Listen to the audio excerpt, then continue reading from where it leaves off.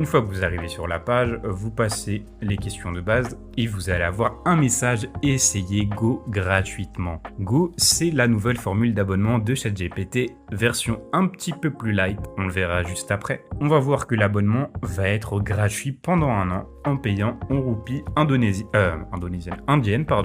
Et ce qu'on va faire, on va aller tout en bas à droite et on va sélectionner la France. Pourquoi? Parce qu'ensuite, le prix va s'afficher en euros et c'est important pour la suite du tutoriel. Une fois que la France est sélectionnée, vous allez cliquer sur Passer à ChatGPT Go. Vous allez être ensuite redirigé sur la page de facturation et comme à peu près sur tous les SaaS, même si c'est un essai gratuit et que vous n'avez rien à payer, ils vont vous demander d'enregistrer un moyen de paiement. Je reprécise, c'est complètement gratuit. Vous ne serez pas prélevé pour cette année, c'est juste si vous décidez de prendre une seconde année, vous paierez ensuite le tarif normal et ils se serviront de la carte que vous aurez enregistrée. Mais vous inquiétez pas, vous aurez juste à désactiver le renouvellement. Pour le moyen de paiement à fournir, vous avez deux possibilités, une carte bancaire ou un PayPal. De ce que j'ai compris, cette technique ne fonctionne qu'avec PayPal. Du coup, moi je suis pas allé plus loin et j'ai pas essayé avec ma carte bancaire, étant donné que PayPal marche très bien. Donc si vous n'avez pas encore de compte, je vous invite à en créer un. Et pour ceux qui en ont pas et qui veulent pas en créer,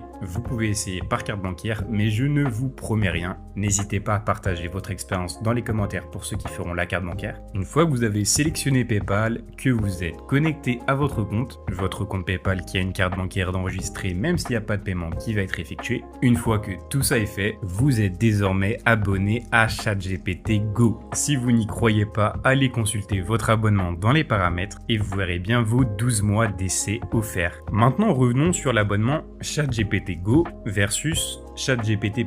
C'est quoi la différence? C'est quasiment la même à peu de choses près, il y a un petit allègement mais qui est vraiment minime. Donc là je suis sur la page avec les différents plans et ce qu'on peut voir d'un rapide coup d'œil c'est que dans l'abonnement plus, la différence par rapport au Go c'est qu'on va débloquer la génération de vidéos avec Sora, l'agent codex et tous les connecteurs. Ce qu'on n'aura pas dans l'abonnement Go de 12 mois offert. Mais en dehors de ça, vous aurez bien accès à GPT-5, les limites qui sont étendues que ce soit pour des messages ou de la génération d'images, la recherche approfondie qui est également disponible et pour les GPT, les projets et les tâches, c'est aussi possible. Quand on se rend sur la page de FAQ officielle, on voit que la fonctionnalité Syncing est bien incluse dans l'abonnement ChatGPT Go. Par contre, on n'aura pas la possibilité de choisir les anciens modèles comme le 4O, ce qu'on peut faire avec l'abonnement plus. L'accès au connecteur n'est pas inclus, Sora non plus comme on l'a vu juste avant. Vous avez bien accès au mode voix pour dialoguer avec lui de façon naturelle. Voilà pour cette vidéo,